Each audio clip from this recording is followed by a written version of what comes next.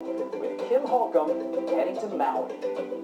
Aloha from Maui. This is often considered the island for romance. In fact, the locals here take it so seriously, they have a sort of distinguished expert on the subject, Maui's director of romance.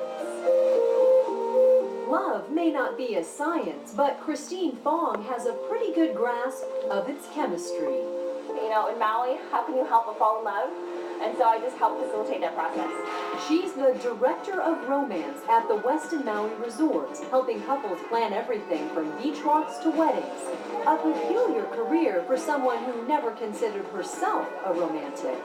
I've always just kind of been more of like a more active, sporty, almost tomboyish type of girl. And so it's kind of ironic that I end up being the director of romance here in Maui. The job is rubbing off on her. Christine now cries at sappy movies, and she's developed the ultimate day of romance. It begins at sunrise with a champagne breakfast on the sand. We set it up in a cabana, so it's this gorgeous, huge spread of food. It's like 3 courses with your own private server, a chilled bottle of champagne waits for them. Couples can follow it up with a walk along Kaanapali Beach and a relaxing spa treatment for 2. Well, I personally love a good massage, and we have beautiful couples massage facilities here on property. Next, a short trip to Maui's upcountry, where a lavender farm seduces couples' senses. The scent is unbeatable. It's gorgeous, completely relaxing and soothing. They have actually called the Lover's Lookout Point that you guys can watch. And just the views from Maui's peak is gorgeous. It's a little bit more elevated, so it's a little bit chillier, so it's nice. You guys can get cozy, have a nice cup of warm tea, snuggle up together. Maui's winery is just a short drive away for those with a taste for pineapple varietals. The guests can go ahead and do their wine tastings. They have a nice picnic area over there. The vineyards are wonderful. For dinner, Christine recommends Merriman's Restaurant. It overlooks the Kili Bay. They have all of their seating open air, right along the railing. You guys can watch sunset. It's a gorgeous restaurant with amazing food. Every evening, like clockwork, the staff lifts the shades just as the sun dips under the waves. The perfect ending to a day of romance. For Christine, it may lead to even more work in the future. Planning one of these. A traditional Hawaiian wedding. I've actually had couples where they just come, fall in love with the place upon arrival, and they want to book a wedding that day. And so I've done weddings within 24 hours. It's all in a day's work for Maui's director of romance. When you think of a Hawaiian wedding, you may picture someone standing on the beach, windswept hair, barefoot. In fact, on one beach, we found 7 weddings taking place at the same time. But you may not consider that there are also plenty of places on this island to have a more traditional but equally unique ceremony. On the edge of the Pacific, there's a tiny chapel where wedding parties walk on water. This is probably one of the only chapels that float on a pond. It's just an illusion, but it makes the seaside chapel at Grand Wailea feel like a fairy tale.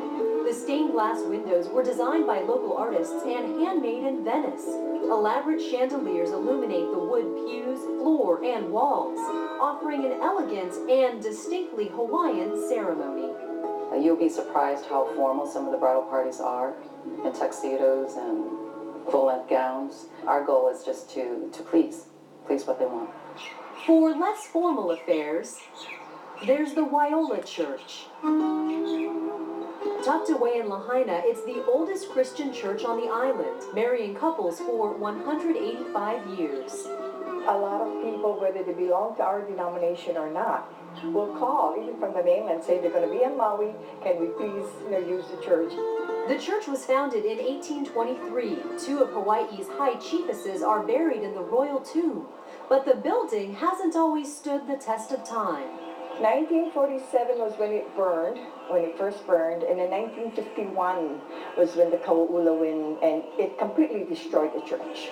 Auntie Grail Chong was there for both reconstructions and is now a deacon. The hymnals are translated into Hawaiian, and ceremonies are rooted in island tradition, including the belief that even without walls, a church still stands.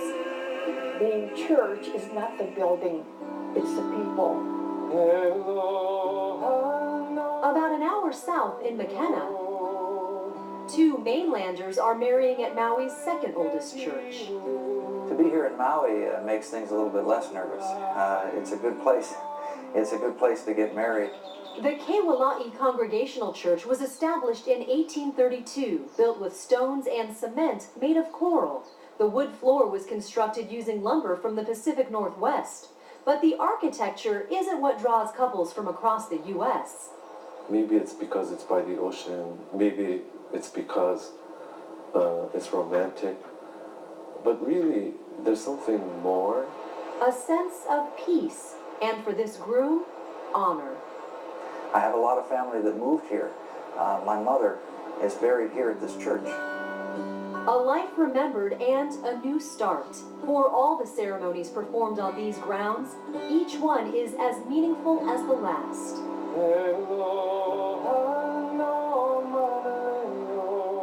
From the most romantic chapel to the most historic church, a marriage that begins in Maui somehow never leaves.